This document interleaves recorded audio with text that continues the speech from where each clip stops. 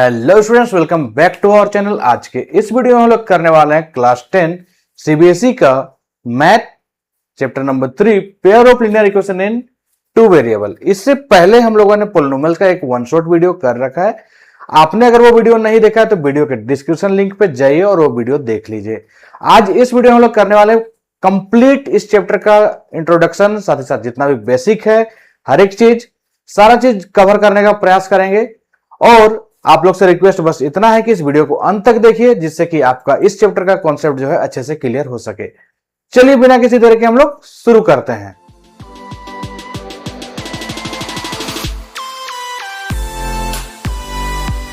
सबसे पहले हम लोग समझते हैं linear equation in two variable. ठीक है, लीनियर इक्वेशन का मतलब क्या होता है? लीनियर इक्वेशन का मतलब होता है वैसा इक्वेशन जिसका डिग्री 1 हो। ठीक है, लीनियर इक्वेशन का मतलब क्या होता है? वैसा इक्वेशन जिसका डिग्री क्या हो? 1 हो। और इसमें टू वेरिएबल्स का मतलब टू अननोन टर्म्स रहेंगे। नॉर्मली एक्स और वाई रहते हैं। ठीक है, दो वेरिएबल क्या रहते हैं? एक्स और वाई, बाकी कुछ भी अननोन टर्म हो सकता है। तो linear equation in two variable का मतलब क्या? वैसा इक्वेशन जिसमें दो वेरिएबल रहे और उसका डिग्री क्या रहे? 1। ठीक है, तो एक चीज याद रखिएगा, जितना भी लीनियर इक्वेशन होता है टू वेरिएबल्स वाला, वो हमेशा इक्वेशन ऑफ स्ट्रेट लाइन होता है। मतलब जब भी हम लोग इससे कोई ग्राफ बनाते हैं तो हमेशा इससे एक स्ट्रेट लाइन ड्रॉ होगा। ठीक है, दूसरा बात क्या, इसका जनरल फॉर्म आपको पता होना चाहिए। जनरल फॉर्म क्या होता है? जनरल फॉर्म होता है A X plus B Y plus में सी इज इक्वल टू 0, जहां वेर, ठीक है, A B and C are any real number. हाँ, लेकिन इसमें ए बी और सी 0 नहीं होंगे। सी 0 हो सकता है लेकिन ए और बी 0 नहीं होंगे। अगर ए और बी 0 हो गया तो एक्स वाले को 0 बना देगा, मतलब ये एक ही वेरिएबल का बन जाएगा। या फिर वाई वाला 0 हो गया तो फिर एक्स वाला सिर्फ रह जाएगा, मतलब एक वेरिएबल रह जाएगा। तो हमको इसको दो वेरिएबल बनाना है। इसका मतलब ए और बी को नॉट इक्वल टू 0 रखना है। क्या करना है? Not equal to 0। Not equal to 0 कहने का मतलब 0 के बराबर नहीं रहेगा। और 0 के बराबर क्यों नहीं रहेगा ये मैंने बता दिया, क्योंकि अगर ये 0 हो जाता है तो अगर x वाला टर्म का a जो है वो 0 हो गया तो x खत्म, तो सिर्फ बी वाई प्लस सी बचेगा, मतलब एक ही वेरिएबल रह जाएगा। एक वेरिएबल का हम लोग को नहीं पढ़ना है, हम लोग को कितना वेरिएबल का पढ़ना है? टू वेरिएबल्स का। इसलिए a और b नॉट इक्वल टू 0 होगा। और जो x और y है वो इसमें वेरिएबल है, एंड x और y आर, मतलब x और y क्या है? वेरिएबल्स है। ये बात आपको समझ में आ गई? ये था linear equation in two variable, जो कि आप लोग क्लास 9th में भी पढ़ चुके हैं। ठीक है, लीनियर इक्वेशन में एक बार फिर से बता दूं, डिग्री 1 होगा और दो वेरिएबल रहेंगे। वो हमेशा क्या देगा? Equation of straight line. और जनरल फॉर्म हमेशा याद रखना है, ये होता है A X plus B Y plus C is equal to 0। अब हम लोग बात करते हैं क्लास 10 में जो पढ़ना है। क्लास 10 में क्या पढ़ना है? Pair of linear equation in two variable. मतलब पेयर का मतलब तो आपको पता ही है, जोड़ा में रहेगा, मतलब टू इक्वेशन रहेंगे। कितना इक्वेशन? दो इक्वेशन। ठीक है, पेयर ऑफ लीनियर इक्वेशन मतलब लीनियर इक्वेशन का पेयर रहेगा, दो इक्वेशन रहेगा। ठीक है, तो इसका जनरल फॉर्म क्या हो जाएगा हमारा? देखिए, अगर एक इक्वेशन रहता है तो A X plus B Y plus C is equal to 0 होता है। एक और इक्वेशन लेंगे तो वो भी A X plus B Y plus C is equal to 0 हो जाएगा। ठीक है, अब देखिए दोनों इक्वेशन तो सेम सेम दिखाई दे रहा है, इसलिए पहले वाले इक्वेशन हम क्या करेंगे? जितना इसका कोफिशिएंट है वो सभी में वैल्यू डाल देंगे 1 1। ठीक है, a1x plus b1y plus c1 is equal to 0 हो गया। दूसरा वाला a2x plus b2y plus c2 is equal to 0 हो गया। ठीक है, तो ये है इसका general form pair of linear equation in two variable का। इसी को हम लोग क्लास 10 में पढ़ाई करना है। ठीक है, और इसी के बारे में सारा चीज जानकारी हम लोग को लेना है कि इसको कैसे सोल्व करेंगे, इसके कितने टाइप्स के सॉल्यूशन होते हैं, क्या क्या होता है, क्या नहीं होता है, हर एक चीज का जानकारी हम लोग को इस वीडियो में मिलने वाला है। तो वीडियो को पूरा देखना है और पेन पेपर जरूर उठा लीजिए और इस सबको नोट डाउन करते जाइए। चलिए आगे बढ़ते हैं हम लोग इसको सोल्व करने का मेथड पे। मेथड ऑफ सॉल्विंग, कितना मेथड है सोल्व करने का? तो बेसिकली दो मेथड है, एक ग्राफिकल मेथड होता है और एक अलजेब्रिकल मेथड होता है। ठीक है, ग्राफिकल मेथड में हम लोग ग्राफ बना के सोल्व करते हैं। ठीक है, आपको पता है कि कोई भी linear equation in two variable का एक ग्राफ जो बनता है वो स्ट्रेट लाइन बनता है। दो इक्वेशन रहेगा तो दोनों स्ट्रेट लाइन ही बनेगा। ठीक है, दोनों अपना अपना एक ग्राफ बनाएगा, दोनों स्ट्रेट लाइन बनेगा। ठीक है, अब बात करते हैं अलजेब्रिक मेथड का। ठीक है, ग्राफिकल मेथड के बारे में थोड़ा सा हम लोग बात करेंगे जब हम लोग ग्राफ बना के सोल्व करेंगे। ग्राफिकल का मतलब यही समझिए कि ग्राफ बना के सोल्व करने वाला मेथड को ग्राफिकल मेथड बोलते हैं। बात आता है अलजेब्रिकल मेथड। अलजेब्रिकल मेथड जो है इसे हम लोग को उसको सोल्व करना पड़ता है। क्या करना पड़ता है? सोल्व करना पड़ता है। उसमें सारा चीज को जैसे उसका जो न्यूमेरिकल वैल्यू है सारा को इधर उधर जो भी करना है सारा चीज हम लोग सोल्व करके देखेंगे। इसमें मेथड क्या क्या होता है? एक सब्स्टिट्यूशन मेथड होता है, एक एलिमिनेशन मेथड होता है और एक क्रॉस मल्टीप्लिकेशन मेथड होता है। ये जो क्रॉस मल्टीप्लिकेशन मेथड है इसको हम लोग का सिलेबस से लगभग 2-3 साल हो गया रिमूव कर दिया गया है। तो हम लोग को सिर्फ और सिर्फ पढ़ना क्या है? एक सब्स्टिट्यूशन मेथड पढ़ना है और एक एलिमिनेशन मेथड पढ़ना है। सब्स्टिट्यूशन मेथड क्या होता है? सब्स्टिट्यूशन मेथड मतलब किसी का वैल्यू को किसी के दूसरे जगह पे सब्स्टिट्यूट कर देना, मतलब दूसरे जगह पे बैठा देना और उसके बाद उसको सोल्व करना। इसको डिटेल से हम लोग समझेंगे। उसके बाद क्या है? Elimination method. एलिमिनेशन मेथड का मतलब क्या होता है? एलिमिनेट करना। किसी एक वेरिएबल का जो वैल्यूज है उसको एलिमिनेट कर देंगे तो दूसरा वेरिएबल का निकल जाएगा। उसके बाद हम लोग फिर से वैल्यू को पुट कर देंगे। हम लोग इसको अच्छे से डिटेल से समझेंगे। बस अभी इतना जानिए कि इसको सोल्व करने का दो मेथड है, एक ग्राफिकल एक अलजेब्रिकल। और अलजेब्रिकल में सब्स्टिट्यूशन मेथड और एलिमिनेशन मेथड के बारे में ही हम लोग को पढ़ाई करनी है। चलिए आगे बात करते हैं हम लोग। इसका जो सॉल्यूशन होगा वो कितने टाइप्स का होगा? ठीक है, बेसिकली जो linear equation in two variable होता है उसका इनफाइनाइट नंबर ऑफ सॉल्यूशन होता है, लेकिन जो pair of linear equation in two variable है इसका दो टाइप का सॉल्यूशन आता है। दो टाइप का मेनली सॉल्यूशन आएगा, वो दोनों को हम लोग क्या बोलेंगे थोड़ा सा अच्छे से हम लोग इसको समझते हैं। ठीक है, ये दो टाइप्स का होगा। एक कॉन्सिस्टेंट होता है, क्या होता है? कॉन्सिस्टेंट। और एक होता है इनकंसिस्टेंट।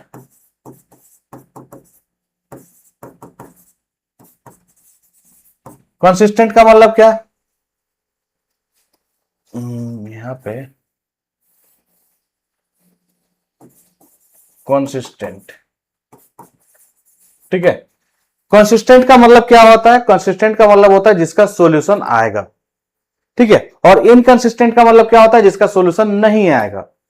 ठीक है, तो इसका जो टाइप्स ऑफ सॉल्यूशन आएगा एक कंसिस्टेंट होगा और एक इनकंसिस्टेंट। कंसिस्टेंट फर्दर दो भागों में बढ़ जाता है।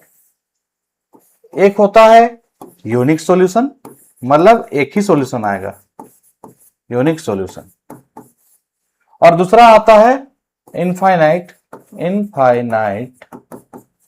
Many solution. ठीक है, मतलब सॉल्यूशन आएगा तो कैसा कैसा सॉल्यूशन आएगा? एक यूनिक सॉल्यूशन होगा और एक इनफाइनाइट मेनी सॉल्यूशन होगा, मतलब बहुत सारे सॉल्यूशन आएंगे। और इनकंसिस्टेंट में सीधा सीधे लिख देना है कि नो सॉल्यूशन, इसमें कोई सॉल्यूशन नहीं आता है। ठीक है, नो सॉल्यूशन, कोई सॉल्यूशन नहीं आएगा। अब यूनिक सॉल्यूशन हम लोग कैसे पहचानेंगे? तो जब भी हम लोग ग्राफ बनाएंगे तो हम लोग को इंटरसेक्टिंग लाइन मिलेगा। क्या मिलेगा? इंटरसेक्टिंग लाइन मिलेगा। ठीक है, ग्राफ जब भी बनाएंगे दो इक्वेशन रहेगा तो दोनों इक्वेशन का जब ग्राफ बनाते हैं तो दोनों लाइन एक दूसरे को क्या करेगा? इंटरसेक्ट कर लेगा। तो इंटरसेक्ट करेगा तब वो कैसा सॉल्यूशन होगा? Unique solution. Infinite many solution कब होगा? जब लाइन एक दूसरे के ऊपर ओवरलैप कर जाए, उसको हम लोग बोलते हैं कोइंसिडेंट लाइन। क्या बोलते हैं? Coincident line. ठीक है, कोइंसिडेंट लाइंस। ठीक है, कोइंसिडेंट लाइन कहने का मतलब एक के ऊपर एक आ जाएगा। तो उसमें उस केस में हम लोग क्या मिलेगा? इनफाइनाइट मेनी सॉल्यूशन मिलेगा। जैसे एक हम लाइन बना के दिखाते हैं, एक लाइन ये हो गया। ठीक है, एक लाइन इस तरीके से एक दूसरे से इंटरसेक्ट कर गया एक पॉइंट पे। लेकिन जब कोइंसिडेंट लाइन की बारी आएगी तो हम लोग कुछ इस प्रकार से एक लाइन है और इसी लाइन के ऊपर एक और लाइन इस तरीके से बन जाएगा। तो जब दो लाइन एक दूसरे के ऊपर बन जाए तो उस तरह का लाइन को हम लोग कोइंसिडेंट लाइन बोलते हैं। और इस तरह का अगर ग्राफ वगैरह हम लोग को बनता है linear equation in two variable, pair of linear equation in two variable में, तो वो कैसा होगा? इनफाइनाइट मेनी सॉल्यूशन का होगा। अब बात आता है नो सॉल्यूशन का। तो नो सॉल्यूशन में हमेशा हम लोग को पैरेलल लाइंस मिलता है। कैसा लाइन मिलेगा? Parallel, parallel lines. तो पैरेलल लाइंस एक दूसरे को कभी भी इंटरसेक्ट करेगा ही नहीं। ठीक है, पैरेलल लाइन एक दूसरे को कभी भी इंटरसेक्ट करेगा ही नहीं। जब इंटरसेक्ट करेगा ही नहीं तो फिर दोनों का कोई कॉमन पॉइंट आएगा ही नहीं। जब कॉमन पॉइंट आएगा ही नहीं तो उसका सॉल्यूशन आएगा ही नहीं। सिंपल सा बात है। अब आप सबके दिमाग में एक ही बात आ रहा होगा कि सर जितना भी इक्वेशन है, क्या हम लोग सबका ग्राफ बना के देखेंगे तब जानेंगे कि उसका यूनिक सॉल्यूशन होता है या फिर इनफाइनाइट मेनी सॉल्यूशन होता है या फिर नो सॉल्यूशन होता है? कैसे जानेंगे हम लोग इसको? सबका ग्राफ बनाना जरूरी है क्या? तो मैं आपको बोल देता हूं, सबका ग्राफ बनाने का जरूरी नहीं है। बस हम लोग क्या करेंगे, यहां पे जैसे इसका जो जनरल फॉर्म था हम लोग को याद होना चाहिए, a1x plus b1y plus c1 is equal to 0। दूसरा वाला इक्वेशन का a2x plus b2y plus c2 is equal to 0। तो ये जो हम लोग का इक्वेशन था, इस इक्वेशन के मदद से हम लोग आसानी से पता लगा सकते हैं कि लाइन इंटरसेक्टिंग होगा, कि कोइंसिडेंट होगा या फिर पैरेलल होगा, मतलब किस टाइप का सॉल्यूशन होगा। सारा चीज का जानकारी हम लोग इसी से मिलेगा। ठीक है, अगर यूनिक सॉल्यूशन चाहे इंटरसेक्टिंग चाहे इस तरीके का ग्राफ बनने वाला रहे तो हम लोग इसका रेशियो को कंपेयर करेंगे, a1 बाय a2 निकालेंगे, एक बार b1 बाय b2 निकालेंगे। अगर ये दोनों इक्वल नहीं होता है तो हम लोग का यूनिक सॉल्यूशन वाला कंडीशन आ जाएगा। ठीक है, जैसे a1 बाय a2 आराम से निकाल सकते हैं, b1 बाय b2 भी आराम से निकाल सकते हैं। बस देखना यही है कि ये दोनों बराबर है या नहीं। बराबर अगर नहीं है तो वो यूनिक सॉल्यूशन वाला केस में आ गया। अब बराबर है तो क्या होगा, अगर बराबर है तो इनफाइनाइट मेनी सॉल्यूशन में भी आ सकता है और नो सॉल्यूशन वाला में भी आ सकता है। a1 by a2 is equal to b1 by b2। ठीक है, तो a1 by a2 b1 by b2 बराबर हो गया, इसमें भी बराबर उसमें भी बराबर। यहां तक तो पता नहीं लगा सकते कि वो मेनी सॉल्यूशन वाला होगा या फिर नो सॉल्यूशन वाला होगा। तो इसके लिए हम लोग क्या करेंगे, c1 बाय c2 भी निकालेंगे। तो c1 बाय c2 जब निकालेंगे और वो अगर इक्वल आ गया तो इनफाइनाइट मेनी सॉल्यूशन होगा, और अगर इक्वल नहीं आता है तो वो नो सॉल्यूशन का केस में आ जाएगा। ठीक है, तो आप लोग को इस बात को हमेशा याद रखना है। और अगर ये चीज आप समझ जाते हैं, अगर ये चीज को आप अच्छे से समझ जाते हैं कि किसमें क्या होगा कैसे होगा, तो आपका डेफिनेटली बोर्ड एग्जाम में जो 3-4 मार्क्स का जो क्वेश्चन होता है वो आप इजीली सोल्व कर लीजिएगा। इससे एक क्वेश्चन डेफिनेटली हर साल पूछा जा रहा है, इस साल भी पूछा गया था, आगे साल भी मतलब नेक्स्ट ईयर भी आप लोग के लिए पूछा जाएगा। तो आपको ये चीज बहुत अच्छे से याद रखना है कि किसमें यूनिक सॉल्यूशन होता है, किसमें मेनी सॉल्यूशन होता है, किसमें नो सॉल्यूशन होता है, या फिर किसमें कंसिस्टेंट होता है, किसमें इनकंसिस्टेंट। ये दोनों केस में से अगर कोई भी केस आता है तो वो कंसिस्टेंट कहलाएगा, और अगर ये दोनों केस में से कोई भी केस नहीं आता, मतलब ये वाला केस आता है, तो वो इनकंसिस्टेंट कहलाएगा। इस बात को आपको अच्छे से याद रखना है। इसको अच्छे से स्क्रीनशॉट ले लीजिए या फिर नोट डाउन कर लीजिए। ठीक है, चलिए आगे बढ़ते हैं। अब हम लोग जैसे जैसे हम लोग एनसीईआरटी का बुक खोलेंगे तो ये क्वेश्चन हम लोग को फर्स्ट एक्सरसाइज में देखने को मिल जाएगा कि हम लोग को क्या बोला जाएगा, on comparing the ratio. Ratio को कंपेयर करेंगे, क्या क्या रेशियो होगा, a1 by a2 b1 by b2 और c1 बाय c2। और हम लोग को बताना है कि ये जो लाइन रिप्रेजेंट करेगा, इससे जो दो लाइन आएगा वो किस प्रकार का होगा, या तो इंटरसेक्ट होगा या पैरेलल होगा या कोइंसिडेंट होगा। ठीक है, ये तीनों में से कौन सा होगा, तो इसको अभी जस्ट हम लोगों ने सीखा कि किस प्रकार से हम लोग इसको सोल्व करके देखेंगे। तो हम लोग के पास गिवन इक्वेशन है, 2 इक्वेशन दिया हुआ है। ठीक है, तो यहां से हम लोग a1 बाय a2 सबसे पहले चेक कर लेते हैं। a1 बाय a2 इसको हम फर्स्ट इक्वेशन मान लेते हैं और इधर वाले को दूसरा इक्वेशन हम मान लेते हैं। ये फर्स्ट इक्वेशन हो गया हमारा और ये वाला सेकेंड इक्वेशन। क्लियर है? ठीक है, ये वाला हमारा सेकेंड इक्वेशन हो गया। a1 बाय a2 निकालेंगे, मतलब x के आगे वाला को a1 बोलते हैं, यहाँ का x के आगे वाला को a2 बोलेंगे, तो यहाँ पे 5 बाय 7। उसी प्रकार से आप b1 बाय b2 निकालिए, b1 बाय b2 क्या हो जाएगा, -4 और उधर में बाय में 6। क्या किसी भी कंडीशन में ये दोनों एक दूसरे के बराबर हो सकता है? आप उसको अगर कटता है तो काट भी देना है, लेकिन काटना भी तब है जब दोनों का कट के संभावना हो कि वो दोनों एक दूसरे के बराबर हो। यहाँ 5 बाय 7 कटेगा ही नहीं, और ये 4 बाय 6 को अगर हम लोग काट भी लेते हैं तो 2 बाय 3 आएगा, तो कभी भी बराबर नहीं होगा। तो यहां पे हम लोग लिख सकते हैं clearly a1 by a2 is not equal to b1 by b2। और अगर ये not equal to b1 by b2 है, इसका मतलब क्या होगा, ये जो इक्वेशन हम लोग को देगा वो इंटरसेक्ट एट अ पॉइंट वाला सिचुएशन देगा, मतलब यूनिक सॉल्यूशन वाला सिचुएशन देगा। ठीक है, ये बात अगर आप लोग को समझ में आ गई है तो हम लोग आगे बढ़े, एकदम आगे बढ़ना चाहिए। चलिए, इसी तरीके से अगर और भी क्वेश्चन रहता है तो उसको आप लोग सोल्व कर सकते हैं। अगर ये इक्वल नहीं आता, मतलब इक्वल आ जाता, तो हम लोग C1/C2 चेक करते, उसके बाद हम लोग देखते कि वो कॉन्सिडेंट आ रहा है कि पैरेलल आ रहा है। ठीक है, मतलब एक दूसरे के ओवरलैप करेगा या फिर पैरेलल लाइन आएगा। तो मोटा मोटी आपको ये बात समझ में आ गया, ये मान के हम आगे बढ़ते हैं। नेक्स्ट आता है ग्राफिकल मेथड। ठीक है, ग्राफिकल मेथड में क्या है, ग्राफ के मदद से हम लोग को इसको सोल्व करना होता है। तो चलिए आइए इसको हम लोग प्रयास करते हैं। हमारे पास दो इक्वेशन दिया हुआ है, एक है गिवन इक्वेशन, लिख लेते हैं हम। गिवन इक्वेशन हमारे पास दिया हुआ है x माइनस वाई प्लस में 1 इज इक्वल टू 0। ठीक है, और दूसरा जो इक्वेशन है, ये इक्वेशन 1 हो गया हम लोग का, एंड दूसरा इक्वेशन जो है वो 3x प्लस में 2y माइनस में 12 इज इक्वल टू 0। ठीक है, ये माइनस में 12 को अगर हम उधर साइड लेके जाएं तो ये इज इक्वल टू में 12 हो जाएगा। तो ये हमारा अपने से भी इसको हम लोग कर सकते हैं। हमारे पास दो इक्वेशन आ गया है। अब इन दोनों इक्वेशन को हम लोग को एक एक करके सोल्व करना है। ठीक है, इसके लिए हम लोग को जो इसका जो पॉइंट्स है वो निकालना है। पॉइंट्स निकालने हम लोग क्लास 9th में ही सीख चुके हैं कि किसी भी लीनियर इक्वेशन का मतलब ग्राफ बनाने के लिए जो पॉइंट्स निकाला जाता है वो किस प्रकार से निकाला जाता है। ठीक है, यहां पे फॉर इक्वेशन 1, ठीक है, फॉर इक्वेशन 1 क्या है, इक्वेशन 1 में x minus y plus 1 is equal to 0 है हमारे पास। तो यहां से x बराबर क्या हो जाएगा, ये माइनस वाई उधर चला गया तो प्लस में y, ये प्लस 1 उधर चला गया तो माइनस में 1। ठीक है, तो x बराबर ये आ रहा है। तो अब हम लोग आराम से इसके लिए इस तरीके से इसका सॉल्यूशन निकाल सकते हैं। जब भी ऐसा आप सॉल्यूशन निकालिएगा तो बहुत सारे स्टूडेंट क्या करते हैं, इसका दो ही सॉल्यूशन निकालते हैं, दो सॉल्यूशन में बन भी जाता है। बहुत सारे टीचर दो सॉल्यूशन के लिए सजेस्ट भी करते हैं, लेकिन मैं हमेशा सजेस्ट करूंगा कि आप हमेशा 3 सॉल्यूशन निकालिए। 3 सॉल्यूशन निकालने से क्या होता है, आपका कभी भी गलत होने का संभावना नहीं रहेगा। अगर गलत होते रहेगा तो आपको पता चल जाएगा कि आप गलत बना रहे हैं। ठीक है, क्योंकि देखिए अगर 2 पॉइंट है, 2 पॉइंट को आप कहीं पर भी मिलाइए, कहीं पर भी मिलाइए, अगर ऐसा लाइन बनाना है तो ऐसे बन जाएगा, यहां से अगर इस जगह पे एक पॉइंट आया तो ऐसे बन जाएगा, इधर कहीं पे पॉइंट आया तो यहां से ऐसे मिल जाएगा। लेकिन अगर आपका बात है 3 पॉइंट निकालने का, तो ये तीनों अगर एक ही लाइन में आएंगे तभी जाके तीनों एक दूसरे से मीट करेंगे।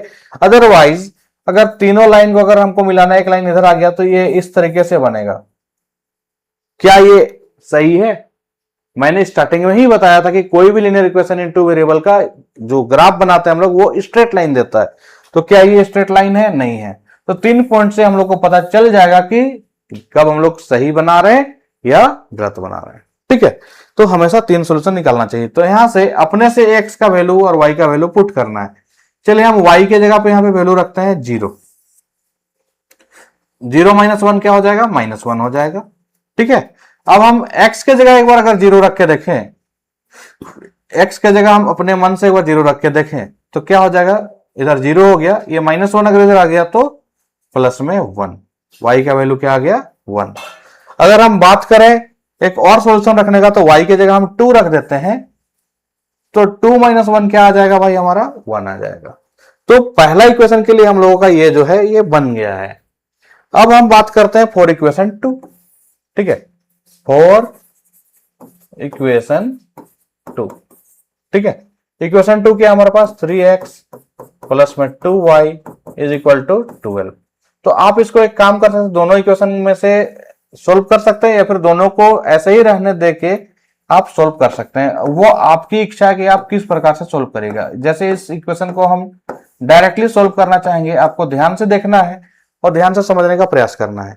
एक बार अगर हम x को 0 कर दें, x को अगर 0 कर दे तो ये खत्म हो गया। तो 2y इज इक्वल टू 12, हम आराम से 2y का वैल्यू निकाल सकते हैं। 2y का 12 है तो 2 उधर चला जाएगा तो 12/2 6 आ जाएगा, आराम से निकल जाएगा। ठीक है, x को हम 0 रख दिए तो y हमारा कितना आ गया? 6। एक काम करते हैं, हम y को भी 0 रख के देखते हैं। 0 हो गया तो 3x is equal to 12, x is equal to 12/3, आराम से निकल जाएगा। y को अगर हम 0 रख दिए तो ये खत्म हो गया, तो x का वैल्यू क्या आ जाएगा? 12/3 डेट इज 4। एक और निकालना है तो आप अपने हिसाब से निकाल सकते हैं। जैसे अगर हम क्या करते हैं यहाँ पे y के जगह हम वैल्यू 3 रख देते हैं, ठीक है, y के जगह हम 3 रखेंगे, 3 2 जा 6 हो गया। अब यहाँ पे x की जगह कितना रखना होगा, इसको भी हमको 6 बनाना है, तब तो 12 होगा ना। देखिए 3 2 जा 6, x की जगह हम 2 रखे तो 3 2 जा 6 हो गया, और यहाँ पे y की जगह 3 रखे थे तो 3 2 जा 6, 6 प्लस 6 क्या हो जाता है 12। तो 2 और 3 हम लोग का सही आंसर है।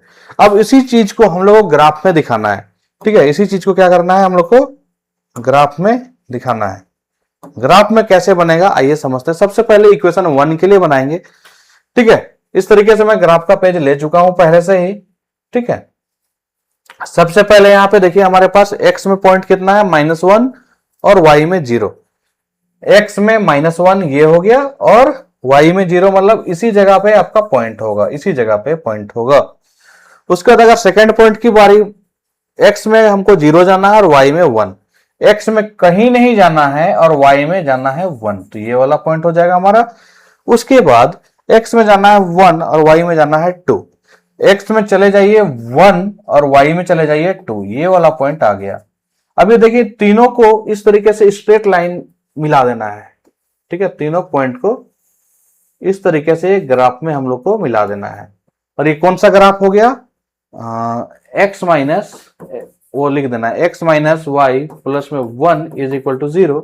और ये कौन कौन सा पॉइंट है वो भी मेंशन कर देना है। पहला वाला पॉइंट यही था -1, 0, और ये वाला जो पॉइंट था वो 0, 1 था, और ये वाला जो पॉइंट है ये 1, 2 है, ठीक है। अब बारी आती है हम लोग का दूसरा इक्वेशन का।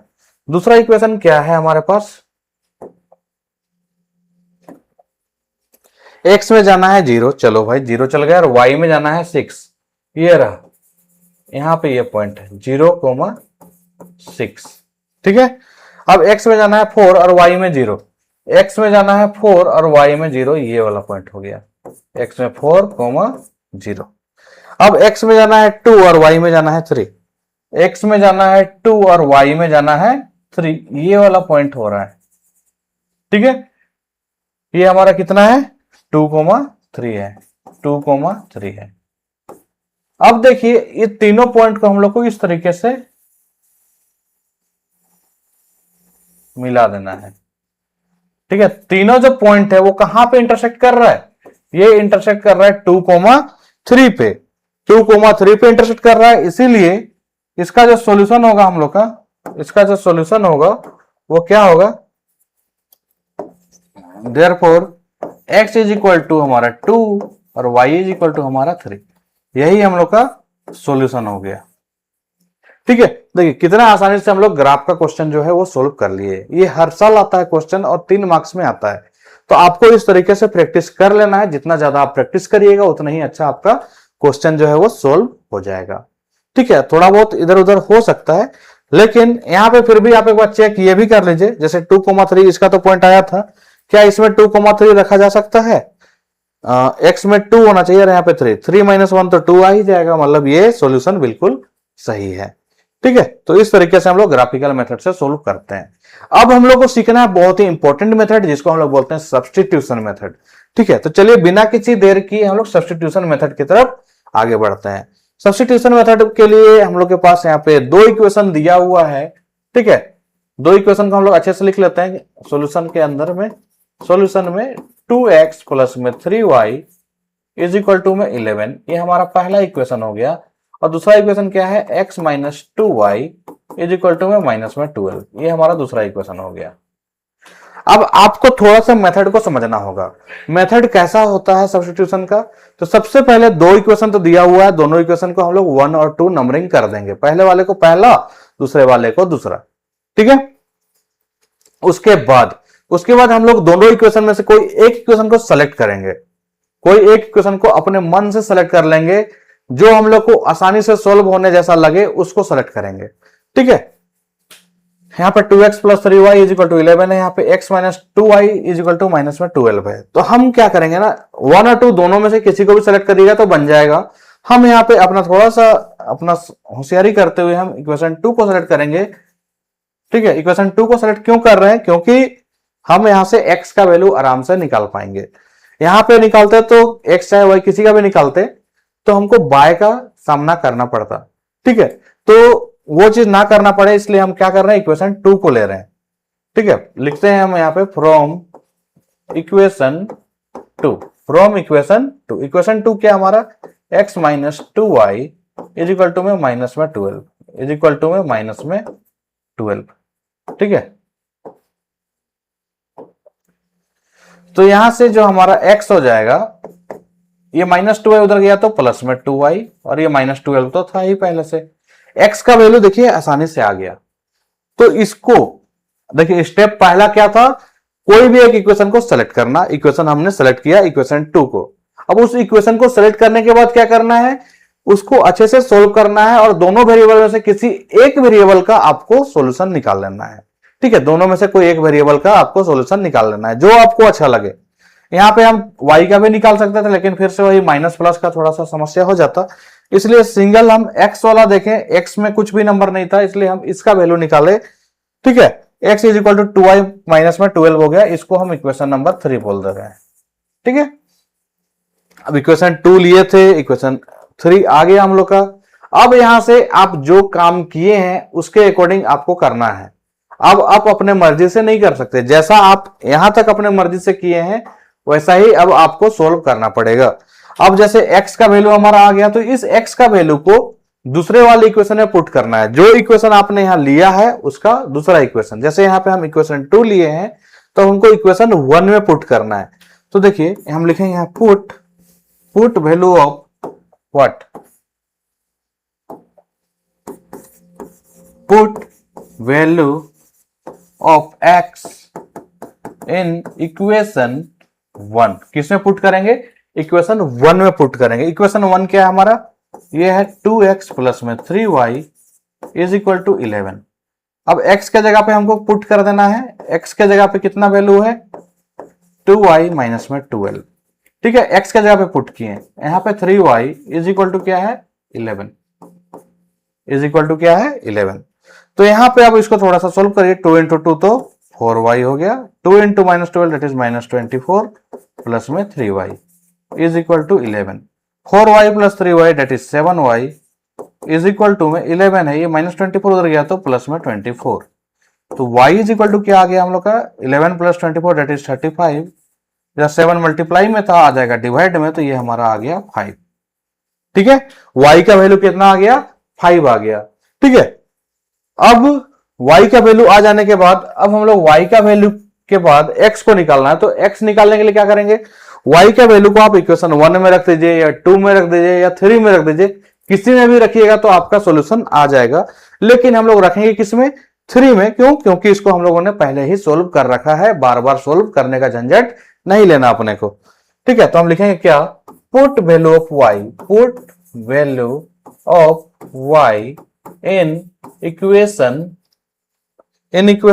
3, राइट। कौन सा इक्वेशन है बैठाएंगे, 3 में। इक्वेशन 3 क्या था उसको लिख लेते हैं, x इज इक्वल टू था 2y माइनस में 12। ठीक है, यहाँ पे हम 2 लिखेंगे, y के जगह पे कितना आया 5, तो हम यहाँ पे 5 लिख लेंगे। ठीक है, और माइनस में 12, तो 2 5 जा 10 हो गया, माइनस में 12 हो गया, 10 माइनस 12 दैट इज माइनस में 2। तो फाइनली हम लोग का जो x का वैल्यू था वो आ गया माइनस में 2, और जो y का वैल्यू था वो आ गया 5। तो इस तरीके से हम लोग सब्स्टिट्यूशन मेथड से सोल्व करेंगे। ठीक है, एक बार फिर से समझ लीजिए, बहुत ही शॉर्ट तरीका है। दोनों इक्वेशन में से कोई एक इक्वेशन को सेलेक्ट करना है। अब वो भी अपने मर्जी से, जो आपको आसानी से सोल्व होते हुए दिखे उसको करना है। अब दोनों इक्वेशन मतलब एक इक्वेशन सेलेक्ट कर लिए, अब उस एक इक्वेशन में आपको एक वेरिएबल को सेलेक्ट करना है जिसका आपको वैल्यू निकालना है। जैसे हम यहाँ पे इक्वेशन 2 सेलेक्ट किए थे, और इक्वेशन 2 सेलेक्ट करने के बाद ये इक्वेशन को देखें, इस इक्वेशन में हम क्या किए, x का वैल्यू को सेलेक्ट किए। x का वैल्यू निकालना हम मुनासिब समझ लिए इस इक्वेशन के हिसाब से। x का वैल्यू कैसे निकला, ये माइनस में 2y था, उधर गया तो प्लस में 2y हो गया, माइनस में 12 तो था ही। अब x का वैल्यू हमको साफ साफ मिल गया, कितना 2y माइनस में 12, और इसको इक्वेशन 3 बोल देना है। क्या बोलना है, इक्वेशन 3। अब इसके बाद x का जो वैल्यू आया उसको हम लोग को उस इक्वेशन में पुट करना है जिस इक्वेशन को हमने नहीं लिया है। कौन सा इक्वेशन नहीं लिए थे, हम लोग लिए थे 2 को, लिए नहीं थे किसको, 1 को। तो आप x का वैल्यू को किससे पुट करिएगा, 1 में। अब जैसे इक्वेशन 1 को लिख लिए, x के जगह पे जो x का वैल्यू आया वो बैठाना है, उसके बाद इसको सोल्व कर देना है। सोल्व करिएगा तो आपको y का वैल्यू मिल जाएगा। जैसे आपको y का वैल्यू मिल गया तो उस y का वैल्यू को आप इक्वेशन 1, 2 या 3 किसी में भी रख सकते हैं, बन जाएगा। लेकिन रखेंगे 3 में, क्यों? क्योंकि हम लोग उसको आधा सोल्व पहले ही कर चुके होते हैं, बस वैल्यू बैठाना है और सोल्यूशन हम लोग को मिल जाता है। तो उम्मीद करते हैं कि आपको ये सब्स्टिट्यूशन मेथड भी समझ में आ गया। ठीक है, इसको जल्दी से नोट डाउन कर लीजिए और जितना ज्यादा हो सके इस मेथड से आप लोग क्वेश्चन प्रैक्टिस करिए। अब हम लोग लास्ट मेथड की तरफ बढ़ते हैं, एलिमिनेशन मेथड। ठीक है, एलिमिनेशन मेथड चूंकि बहुत ही आसान है, बहुत इजी होने वाला है, आप दिल थाम के बैठिए और ध्यान से समझिए। इस मेथड में आगे बढ़ने से पहले अगर अभी तक आप इस चैनल में बने हुए हैं, इस वीडियो को देख रहे हैं, तो चैनल को एक सब्सक्राइब कर ही देना है, साथ ही साथ बेल आइकन प्रेस कर देना है और एक प्यारा सा कमेंट कर देना है कि आपको नेक्स्ट पार्ट कौन सा वीडियो का चाहिए, मतलब कौन से चैप्टर का चाहिए, ये भेज देना है। ठीक है, और हाँ, मेरे इस वीडियो से अगर आपको कुछ भी हेल्प हो रहा है तो एक कमेंट अपने स्तर से, अपने हिसाब से जरूर कर दीजिए, जिससे कि हम लोग को भी पता चले कि भाई हम लोग को और क्या करना चाहिए, आप लोगों के लिए क्या नहीं करना चाहिए। ठीक है, चलिए बात करते हैं हम लोग एलिमिनेशन मेथड का। तो हम लोग के पास यहाँ पे 2 इक्वेशन फिर से है, तो हम लिखेंगे क्या, गिवन इक्वेशन जो है वो लिख लेते हैं। Given equation x plus y is equal to में 5 है, इसको इक्वेशन 1 बोलेंगे। हमेशा जो पहला इक्वेशन दिया है उसको पहला मानिए, जो बाद में दिया है उसको दूसरा इक्वेशन मानिए। कोई भी पहला रहे कोई भी दूसरा है, कोई दिक्कत नहीं होती है, लेकिन पहला को पहला मानना है, दूसरे को दूसरा मानना है। ठीक है, नहीं तो जो दूसरा है वो तो खुश हो जाएगा पहला मानने से, लेकिन जो पहला है वो बुरा मान जाएगा, तो बुरा नहीं मानने देना है। ठीक है, दोनों को खुश रखना है। दूसरा को दूसरा ही बोलेंगे तो कोई दिक्कत नहीं है, लेकिन पहला को दूसरा बोल देंगे तो थोड़ा सा बुरा मान जाएगा। यार समझाओ करो बात को। फिलहाल यहाँ पे 2 इक्वेशन हम लोग का पास आ गया है। अब इसमें आपको एक छोटा सा काम करना है। छोटा सा काम क्या करना है, या तो कोफिशिएंट ऑफ x को इक्वल करना है या तो कोफिशिएंट ऑफ y को इक्वल करना है। क्या करके इक्वल करिएगा, दोनों इक्वेशन में कुछ भी एक कांस्टेंट को मल्टीप्लाई करिएगा और इक्वल करिएगा। ठीक है, हाँ, इसमें भी आपको ध्यान ये रखना है कि हम किसको इक्वल करें तो हम लोग को ज्यादा आसानी से बन जाए। आप किसी को भी इक्वल करिएगा तो बन तो जाएगा, लेकिन आसानी से किसको बने ये जानने के लिए आपको देखना है कि दोनों में ऑपोजिट साइन किसमें है या फिर किसको हम आसानी से मल्टीप्लाई करके कर सकते हैं। जैसे यहां पे हम देख रहे हैं y का यहां पे ऑपोजिट साइन है, x वाला में 2 से मल्टीप्लाई करने से इक्वल हो जाएगा, ऊपर वाले को 2 से मल्टीप्लाई करेंगे तो इक्वल हो जाएगा, क्योंकि यहाँ 2x है, यहाँ पे 2x आ जाएगा। लेकिन हम यहाँ पे ये भी देख रहे हैं यहाँ प्लस और माइनस है, तो हमको आसानी से सोल्व होने वाला है, तो हम सीधा सीधी y को ही इक्वेट क्यों ना कर दें। y को इक्वेट करने के लिए बहुत बड़ा काम तो करना है नहीं, इसमें 3y है, ऊपर में 1y है, तो 1 वाले को 3 से मल्टीप्लाई कर देना है तो ऑटोमेटिक हम लोग का आ जाएगा। ठीक है, तो यहां पे क्या करेंगे, जो इक्वेशन 1 है उसमें मल्टीप्लाई कर देंगे हम, y वाला को इक्वेट कर रहे हैं ना तो 3 से मल्टीप्लाई करेंगे, और इसको किसी से मल्टीप्लाई करने की जरूरत नहीं है, इसको 1 से मल्टीप्लाई करेंगे। तो लिखेंगे हम लोग यहाँ पे मल्टीप्लाइंग इक्वेशन 1 बाय, इक्वेशन 1 को किससे मल्टीप्लाई कर रहे हैं, 3 से, एंड इक्वेशन 2 बाय 1। इक्वेशन 2 को हमको किसी से मल्टीप्लाई करने की जरूरत नहीं है, तो ऐसा केस में 1 से मल्टीप्लाई कर देना है, कोई दिक्कत नहीं है, एज इट इज रह जाएगा। तो इसको जैसे हम 3 से मल्टीप्लाई कर रहे हैं और इसको 1 से कर रहे हैं तो क्या आ जाएगा, पूरे इक्वेशन को करना है ना, 3 इंटू एक्स तो 3x, 3 इंटू वाई तो 3y, और 3 5 जा 15। दूसरे वाले को 1 से करना है तो as it is, 2 into x तो 2x, माइनस में 3y, माइनस में 3y इज इक्वल टू में 4 1 जा 4। अब इसको सिंपली आप सोल्व करें। देखिए अब यहां पे भी आपको थोड़ा सा ध्यान रखना है, जिसको आपने इक्वल किया है उसका साइन तो ऐसे पहले से भी हम चेक किए थे, लेकिन कभी कभी ऐसा आएगा कि दोनों में सेम साइन रहेगा, कभी कभी ऑपोजिट साइन रहेगा। तो इस चीज को ध्यान रखना है कि जब आपने जिसको इक्वल किया है उसमें ऑपोजिट साइन है कि सिमिलर साइन है, बस इस बात को ध्यान रखना है। अगर ऑपोजिट साइन है तो आपको यहां पे लिखना है बाय एडिंग, क्या लिखना है, बाय एडिंग। और अगर सिमिलर साइन है, या तो दोनों में माइनस माइनस है या दोनों में प्लस प्लस है, तो वैसा केस में आपको लिखना है बाय सबट्रैक्टिंग। क्या लिखना है, बाय सबट्रैक्टिंग। क्यों लिखना है, क्योंकि अगर सेम साइन के साथ अगर हम उसको ऐड करें तो ऐड हो जाएगा ना। अगर हमको उसको एलिमिनेट करना है, एलिमिनेशन मेथड में क्या करना होता है, एलिमिनेट करना होता है। तो एलिमिनेट करने के लिए हमको उसको अपोजिट साइन बनाना पड़ेगा। अपोजिट साइन बनाने के लिए क्या करते हैं, सब्ट्रैक्ट करते हैं। ठीक है, जैसे हम सब्ट्रैक्ट करेंगे तो सबका साइन बदल जाएगा। जैसे प्लस है तो यहाँ माइनस हो जाएगा, माइनस था तो प्लस हो जाता, प्लस था तो माइनस हो जाता। फिलहाल अभी हम लोग का एड वाला सिचुएशन है तो हम लोग बाय एडिंग लिखे हैं। और 3y प्लस में था, 3y माइनस में था तो ये कट जाएगा। यहाँ पे 3x प्लस 2x तो क्या हो गया 5x। यहाँ पे 15 प्लस 4 दैट इज हो गया 19। तो x इज इक्वल टू हमारा सिंपली आ गया 19/5। ठीक है, अब x का वैल्यू जैसे अगर आ गया तो हम लोग y का वैल्यू आराम से निकाल सकते हैं। कैसे, x का वैल्यू को कोई भी इक्वेशन में पुट कर दीजिए, जो इक्वेशन आपको इजी लगे उसमें पुट करना है, 1 हो चाहे 2 हो। ठीक है, क्योंकि अभी हम लोग के पास इक्वेशन 3 तो है नहीं सब्स्टिट्यूशन मेथड के जैसा, तो दोनों में से कोई इक्वेशन में पुट करेंगे आ जाएगा हम लोग का। तो हम यहाँ पे देख रहे हैं कि 1 वाला थोड़ा सा ज्यादा इजी लग रहा है, कंफर्टेबल लग रहा है, तो हम क्या करेंगे, x का वैल्यू को 1 में पुट करेंगे। Put value of x in equation 1। ठीक है, x प्लस में y इज इक्वल टू 5 है। x के जगह हमारा आया 19/5 प्लस में y है और इधर में 5। y को छोड़ दीजिए, इधर 5 है, ये 19/5 उधर गया तो माइनस में 19/5। इसके नीचे कुछ नहीं मतलब 1 है, तो y का वैल्यू सिंपली आप एलसीएम ले लीजिए। 1 और 5 का एलसीएम क्या 5। 1 के टेबल में 5, 5 टाइम्स में 5 इंटू 5 दैट इज 25 माइनस 5 का टेबल में 5, 1 बार में 1 इंटू 19 दैट इज 19। तो y is equal to 25 minus 19 that is 6 और y में 5। तो y का भी वैल्यू आ गया, x का भी वैल्यू आ गया। तो x इज इक्वल टू कितना आया था 19/5 और y इज इक्वल टू कितना आ गया 6/5।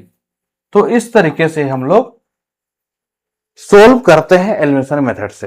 ठीक है, तो इसी क्वेश्चन के साथ जो हम लोग का ये चैप्टर का जो फुल इंट्रोडक्शन है और कॉन्सेप्ट है वो सारा चीज कंप्लीट होता है। बाकी रहा बात आपको क्वेश्चन प्रैक्टिस करने का, तो क्वेश्चन में प्रैक्टिस और भी कराऊंगा, बस आप कमेंट में लिख दो नेक्स्ट पार्ट।